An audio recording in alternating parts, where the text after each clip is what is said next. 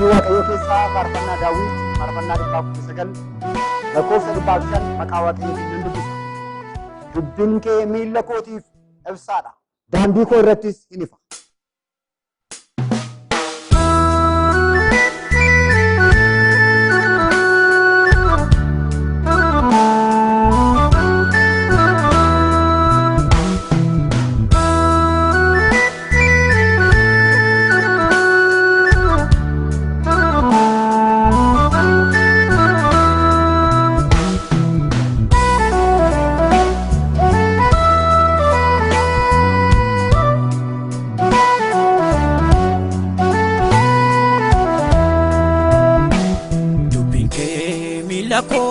Tifipsada Yanikes monako tifkupsada Kupinke milako tifipsada Yanikes monako tifkupsada Kanafu wijakol fudade Garafanoke sanani dala Argera mubade jirenya gabu namni sinala si tujala ana si jala si tujala ana si tujala si tujala ana si jala si tujala ana si tujala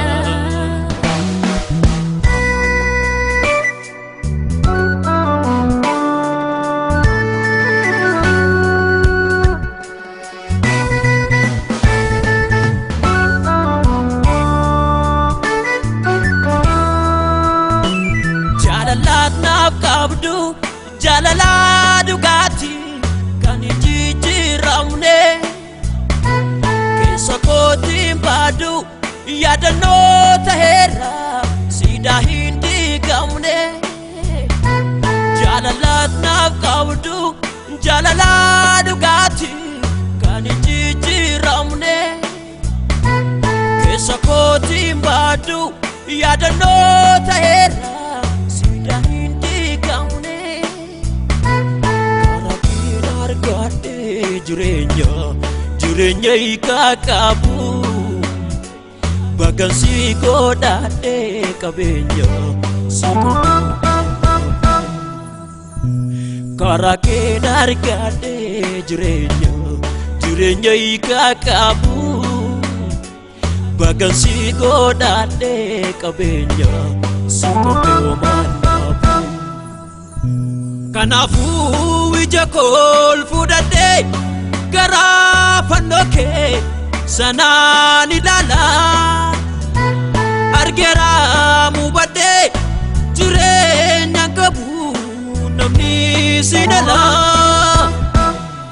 si tujala ana si jala si tujala ana si tujala si tujala ana si jala si tujala ana si tujala